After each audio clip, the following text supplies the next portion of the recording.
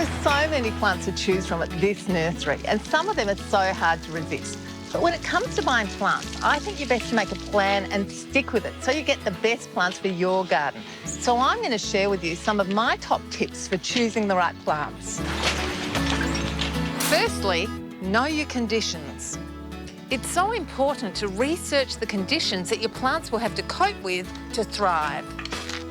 Your garden will have a local climate, temperature and rainfall average. Now, my garden in the Adelaide Hills experiences severe frost, and while I'd love to buy some of these colourful tropical hibiscus, they're never going to survive through the cold frosts of winter in the hills.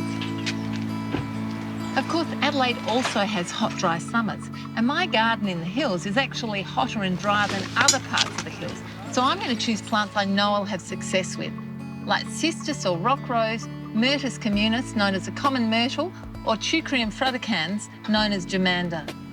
So I know it can be tough, but try not to have your head turned by the 3 Fs: flowers, foliage and fragrance. Do your research first so you don't waste time and money on plants that won't thrive in your garden. Next, know your soil type. Getting familiar with your soil is just as important as knowing your conditions. If your area is known for having heavy, poorly drained soil and you buy plants that need really free-draining soils, they're unlikely to thrive, unless, of course, you modify the soil. Chamalauciums, which includes Geraldton waxes, are adapted to the sandy soils of Western Australia. So if you plant it into poorly drained soil, chances are it will only survive a year or so in heavy, waterlogged clay. So it really is worthwhile doing your research before you go plant buying. My third tip is know your natives. It's a trap to assume that just because it's native, it will grow easily.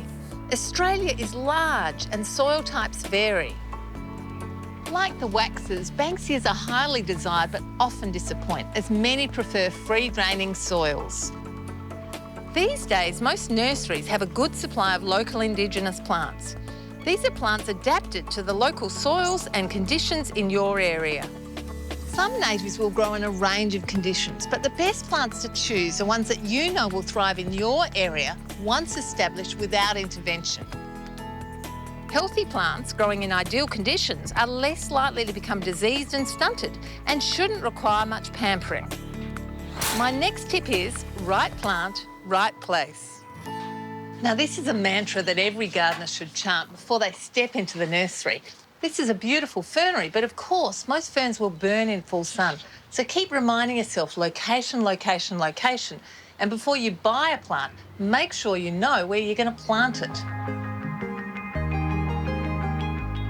Every garden will have many different microclimates. A dry, shady spot, a sheltered, moist spot, a hot west-facing front wall, a dry area that's all bare under trees, or even a hot front yard. Buying a sun lover such as a rose to plant in a shady spot isn't going to work.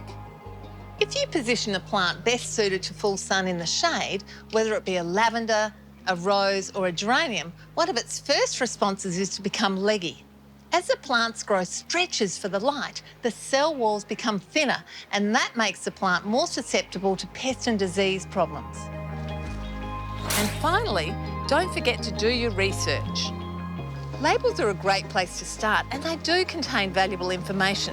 But bear in mind that the labels are often generic and written for the whole of Australia. So always check your plant choices with the staff at your local nursery. One of the biggest mistakes people make is to ignore the height and width requirements of their plant. Do you have your heart set on citrus in your backyard but only have limited space? Well, there are a number of citrus grafted onto dwarf rootstocks, but varieties like this dwarf Valencia still get to 2.5 metres high. Well, I've seen some pretty tempting plants here today, but I've stuck to my plan. I reckon I've got the right plants for the right places in my garden.